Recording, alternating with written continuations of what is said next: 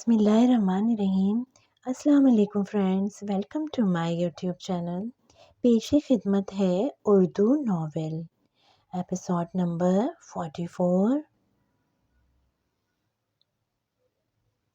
Hotel grand ब्यूक अदा के एक निस्बतन वीरान साहिल के करीब वाक़ था। जजीरे के बाज़ार के रश और सयाहों के शोर व हंगामे से दूर वो एक बहुत पुरसुकून सी जगह थी।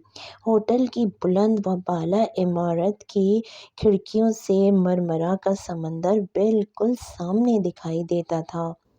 वो अदा का सबसे बड़ा, सबसे महंगा होटल था। यमत फिरदौस पिछले 3.5 साल से होटल के मालिक की पर्सनल सेक्रेटरी थी। उसका अहदा 3.5 बरस में वही रहा था। अलबत्ता उसका बॉस एक दफ़ा ज़रूर बदला था, जब वो ताज़ा अज़मीर तुर्की का एक शहर छोड़कर इस्तांबुल आई थी और कई जगह नौकरी के लिए धक्के खाने के बाद उसे इस्तांबुल से दूर उस जजीरे पे जॉब मिली थी। तब दिम्त के बॉस अब्दुल रहमान पाशा नहीं था। उस वक्त वो उसके छोटे भाई की सेक्रेटरी थी, मगर इन पिछले 3 बरसों में बहुत कुछ बदला था। उस नरम सी सुबह में उसे डेस्क की कुर्सी संभालते, पर्स उतार कर मेज़ पे रखते हुए भी वो यही सोच रही थी कि होटल ग्रैंड अब बहुत बदल गया था। उसका पिछला बॉस बहुत खुश अखलाक और सादा लोसा आदमी था। ऐसा आदमी जिसमें कोई बनावट नहीं होती। वो होटल का मालिक होने के बावजूद अक्सर नीचे रेस्टोरेंट के किचन में काम करता पाया जाता था। उसके आम से हुलिये को देखकर कोई कह ही नहीं सकता था कि ये शख्स ब्यूक अदा के रईसों में है। फिर वक्त बदलता गया। विमत अब्दुल रहमान पाशा को पहले कभी कभार और फिर अक्सर होटल में अपने भाई के साथ आते देखती, यहाँ तक कि आहिस्ता आहिस्ता होटल का कंट्रोल और वो ऑफिस अब्दुल रहमान पाशा की दस्तरस में चला गया। अब्दुल रहमान पाशा कैसे सब कुछ अपने काबू में किया कि कोई चूक भी ना कर सका, और उसका भाई कहाँ चला गया वो कभी नहीं जान सकी थी।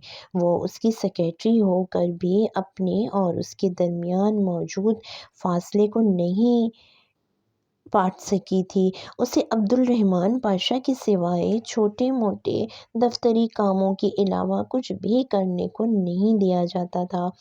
कभी कभी वेम्त को शक गुजरता कि उसे आरपी ने अपनी कोई और सेक्रेटरी रखी हुई होगी जो उसकी मामला से बाखबर होगी, वरना उसके पावर ऑफिस में क्या होता है वो उससे कतई बेखबर थी। ये अलग बात है कि पिछले चंद माह में उसने महसूस कर लिया था कि होटल ग्रैंड में कुछ और भी हो रहा है। कुछ ऐसा जो गलत था, कुछ ऐसा जो एक जिम्मेदार शहरी होने के नाते उसे कभी होने नहीं देना चाहिए था।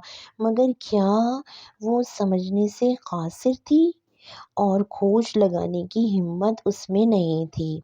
अपनी दराज से एक फाइल निकालते हुए उसने यूं ही एक सरसरी निगाह सामने उस बंद दरवाजे पे डाली, जिस पे ARP पाशा की तख्ती लगी हुई थी। वो ठिठक कर रुक गई। दरवाजे के निचले दराज से रोशनी झांक रही थी। क्या अब्दुल रहमान वापस आ गया है? कब उसे पता ही नहीं चला। वो खुशगवार हैरत में घिरी जल्दी जल्दी अपनी चीज़ों को ترتیب دینے لگی۔ دنیا چاہے جو بھی کہے، وہ عبدالرحمن پاشا کی سب سے بڑی پرستار تھی۔ اس نے زندگی میں کبھی اتنا سحر انگیز اور شاندار آدمی نہیں دیکھا تھا۔ بات ہینڈسم ہونے یا نہ ہونے کی نہیں تھی، بات اس وقار اور مقناطیسیت کی تھی جو اس آدمی کی شخصیت کا خاصہ تھی۔ اسی لمحے انٹرکام کی گھنٹی بجی۔ اس نے جلدی سے فون اٹھایا۔ یس سر، ویم برنگ می کافی، اپنے بھاری باروب انداز میں کہہ کر اس نے فون رکھ دیا۔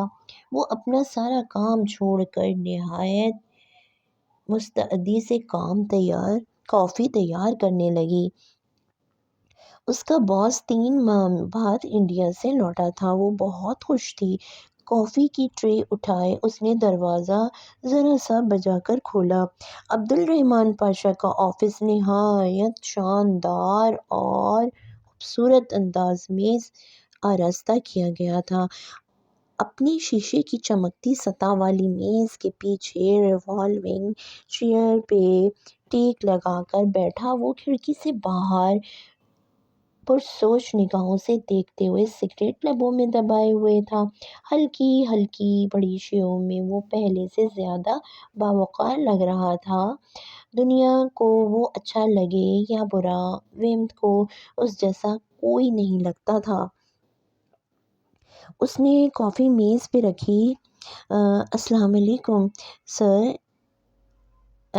ویلکم بیک، وہ مسکرا کر اپنے باس کا خوش آمدید کہہ رہی تھی۔ ہاں تھینکس، عبدالرحمن نے ایک سرسری نگاہ اس پہ ڈالی اور پھر آگے ہوتے ہوئے سگریٹ انگلیوں میں پکڑ کر ایش ٹرے میں جھٹکا۔ وہاں راکھ کے بہت سے ٹکڑوں کے اوپر ایک اور ٹکڑا آ گرا۔ پاشا کے متعلق ایک بات وہ جانتی تھی، وہ اتنی بے تحاشا اسموکنگ شدید پریشانی کے عالم میں کیا کرتا تھا۔ سر آپ کچھ اور لیں گے؟ وہ کھڑی ہو کر پوچھ رہی تھی۔ میرے کوٹ پہ داغ لگ گیا ہے، اسے صاف کر کے لاؤ۔ اس نے میز کی دوسری جانب رکھی کرسی کے کندھوں پہ ڈالے کوٹ کی جانب اشارہ کیا۔ خود وہ ٹائی کی نوٹ ڈھیلی کیے گرے شرٹ کے کف کھولے بیٹھا ہوا تھا۔ اس کا لباس بھی اس کی شخصیت کی طرح سے ہی ہوتا تھا، نفیس اور شاندار۔ جی سر، ویمت نے احتیاط سے کوٹ اٹھایا اور باہر نکل گئی۔ تقریباً 15 منٹ بعد جب وہ سیاہی کا ڈبہ صاف کر کے لائی تو پاشا کا آفس سگریٹوں کے دھوئیں سے بھرا ہوا تھا۔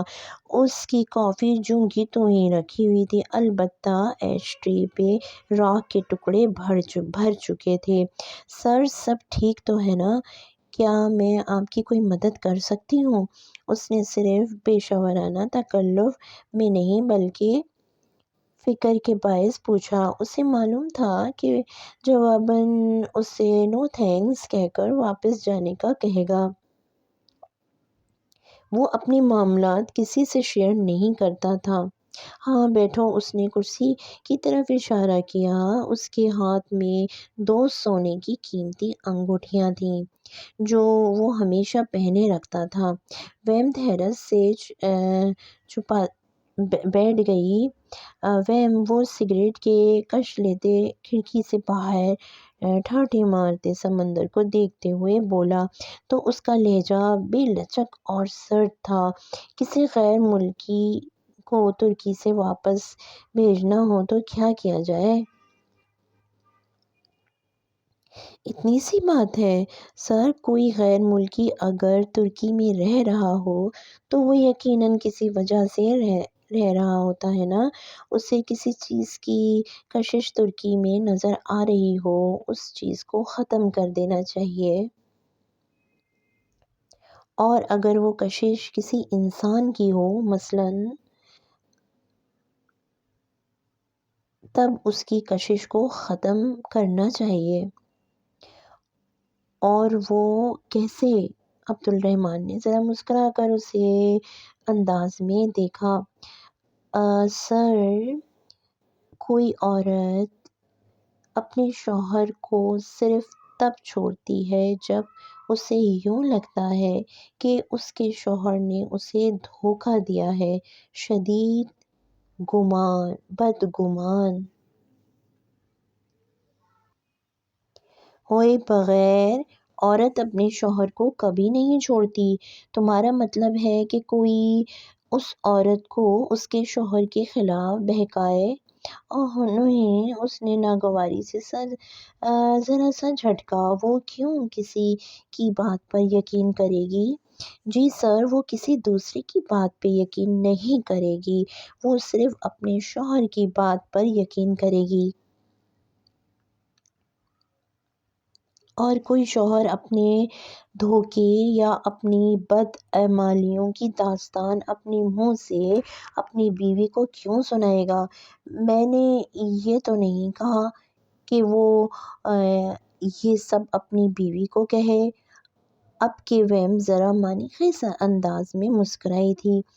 وہ یہ سب کسی اور سے کہے گا، اور اگر ٹائمنگ صحیح رکھی جائے تو اس کی بیوی اس کے علم میں لائے بغیر اس کی باتیں سن لے گی۔ ایک معصوم سا اتفاق۔ بات ختم کر کے ویم نے ذرا سے شانے اچکائے۔ عبد الرحمن کی آنکھوں میں ایک چمک آئی۔ اس نے سگریٹ کا ٹکڑا ایش ٹرے میں پھینکا اور ذرا آگے ہو کر بیٹھا۔ مگر ویم، کوئی آدمی کسی دوسرے کے بھی سامنے اپنے کسی بدعمل کا ذکر کیوں کرے گا؟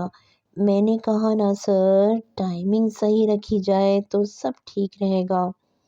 وہ آدمی اپنے بدعمل کی داستان نہیں سنائے گا۔ وہ عمل کوئی بھی ہو سکتا ہے۔ بعض کام ایسے ہوتے ہیں جو کسی کو ہیرو بنا دیتے ہیں، لیکن اگر سیاق و سباق کے بغیر پیش کیے جائیں تو وہ ہیرو ولن بھی بنا دیتے ہیں۔ ویم، جو کام میں پچھلے 5 مہینوں میں نہیں کر سکا وہ تم نے 5 منٹ میں کر دکھایا ہے۔ تھینک یو سو مچ۔ وہ واقعتاً اس کا بہت ممنون تھا۔ ویم کا دل خوشی سے بھر گیا۔ وہ بہت مسرت سے اٹھی تھی، گو کہ اندر سے وہ جانتی تھی کہ عبد الرحمن کسی بیوی کو اس کے شوہر سے بدظن کرنے کی کوشش کر رہا ہے، اور وہ یہ بھی جانتی تھی کہ یہ غلط کام تھا، مگر عبد الرحمن کا تشکر ہر شے پہ چھانے لگا۔ تمہارا شوہر کیسا ہے؟ ابھی تک وینٹیلیٹر پہ ہے۔ جی سر، کرسی سے اٹھتے ہوئے اس نے مخمول انداز میں بتایا۔ اپنے ایک حادثے کے بعد اس کا شوہر کچھ عرصے سے وینٹیلیٹر پہ تھا، اور یہ پورا ہوٹل گرینڈ جانتا تھا۔ ایڈوانس سیلری چاہیے ہو تو بتا دینا۔ Thank you sir. وہ پورے دل سے مسکرائی۔ عبد الرحمن اسے لالچ دے رہا تھا، یہ اس کے مشورے کا انعام تھا۔ وہ بہت فرح سے واپس جانے کے لیے مڑی تھی۔ تمہارا ہیئر اسٹائل اچھا ہے ویم، عبد الرحمن نے اس کے عقب سے پکارا تھا۔ اس کے قدم زنجیر ہو گئے۔ وہ بہت الجھن سے واپس پلٹی۔ عبد الرحمن اب ایک فائل اٹھا کر اس کی ورق کر رہا تھا۔ وہ بظاہر اس کی طرف متوجہ نہ تھا، مگر اس نے یہ بات کیوں کہی؟ پچھلے 3 برسوں میں تو اسے کبھی ویم کے بالوں کا خیال نہیں آیا تھا۔ نہ ہی وہ عورتوں سے کلوز ہوتا تھا۔ پھر اس نے یہ کیوں کہا؟ تھینک یو سر، وہ ذرا اکلاتے ہوئے بولی۔ ویسے تمہارا پچھلا ہیئر اسٹائل بھی اچھا تھا۔ پچھلا؟ اس نے بہت الجھ کر اپنے باس کو دیکھا۔ وہ کیا کہہ رہا تھا؟ ویم تو پچھلے 3 برسوں میں سوائے اس کٹنگ کے دوسری کوئی کٹنگ نہیں کرائی تھی۔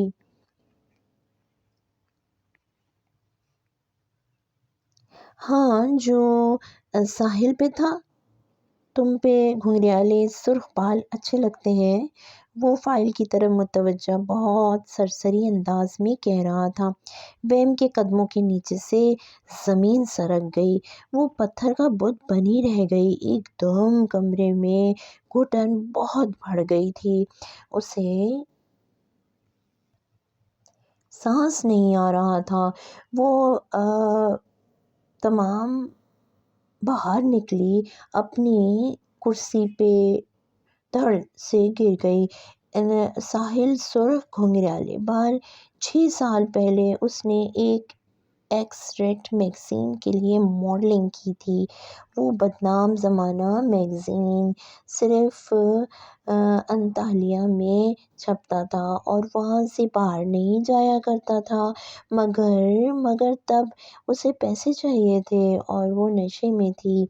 बाद में वो शर्मिंदा थी। उसने वो शहर, वो जगह सब कुछ छोड़ दिया था। उसके ख़ानदान, उसके दोस्तों, कभी किसी को उस मैगज़ीन के उन चंद पोस्टर्स का इल्म तक नहीं हुआ था। वो मैगज़ीन तो शायद अब रद्दी का ढेर बनकर उस दुनिया से ही गायब हो गया हो। अब्दुल रहमान पाशा को कैसे पता चला? वो सर दोनों हाथों में गिराए बैठी हुई थी। उसकी बेलचक आवाज़ की धमकी वो समझती थी। अगर उसने ये गुफ्तगू किसी के सामने दोहराई तो वो मैगज़ीन मंज़र आम पे आ जाएगा और उसका घर, बच्चे, ज़िंदगी सभी कुछ तो तबाह हो जाएगा। उसने चेहरा उठाकर बेबस निगाहों से एआरपी के ऑफिस का बंद दरवाजे को देखा। ब्लैकमेलर। उसकी आंखों में बेख्तियार आंसू उमड़ आए थे। उसे आज इल्म हुआ था कि अब्दुल रहमान पाशा ने कैसे हर शय को अपने काबू में कर रखा था। बंद दरवाजे के उस पार खिड़की के सामने खड़ा हुआ था। उसके हाथ में उसका कीमती मोबाइल था जिसमें वो कोई नंबर ढूंढ रहा था। एक नंबर पे आकर उसका हाथ थम गया। वो नंबर उसने अंग्रेजी में ब्रदर डियरिस्ट के नाम से महफूज कर रखा था। अब उस नंबर पे राब्ता करने का वक्त आ गया था। अगर हर चीज़ वैसे ही होती जाए जैसे वो सोच रहा था तो उसने मुस्कुरा कर उस नंबर को देखा और फिर उसके नाम पैगाम लिखने लगा। मैं इंडिया से वापस बयोग अदा आ चुका हूँ, क्या हम मिल सकते हैं?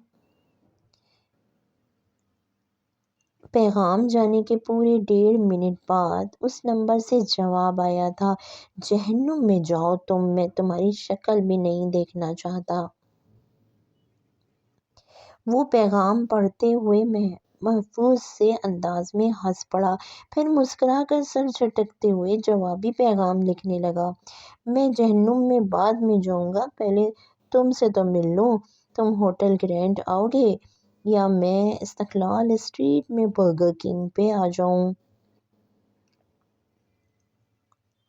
सेंड का बटन दबाते वक्त वो जानता था कि उसका ब्रदर डियरिस्ट का जवाब इन दोनों जगहों में से कोई होगा। वो इनकार नहीं करेगा।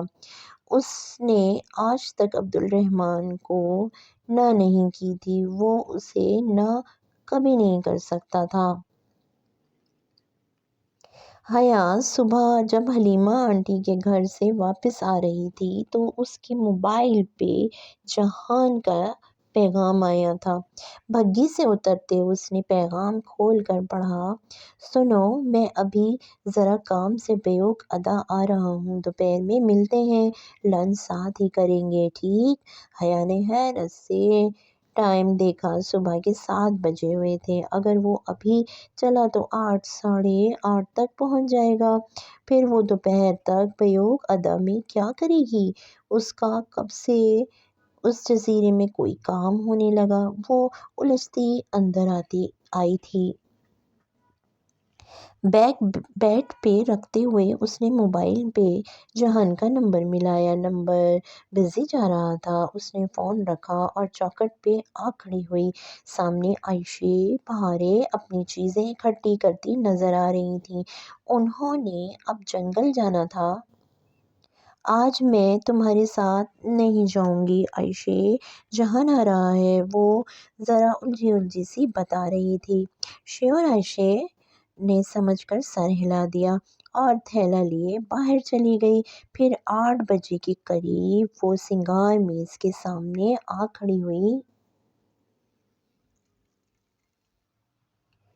जहान आ रहा था, उसे ढंग से तैयार होना चाहिए। उसने हल्के-हल्के नम बालों में ब्रश फेरा, फिर एक दराज से वो थैली निकाली जिसमें उसका तीसरा मोती रखा हुआ था। बहारे की सिल्वर चेन में उसने वो मोती वैसे ही पिरो दिया जैसे वो दोनों बहनें पिरोती थीं। वो अ, चेन गर्दन से लगाकर दोनों हाथ पीछे ले जाकर हुक बंद किया।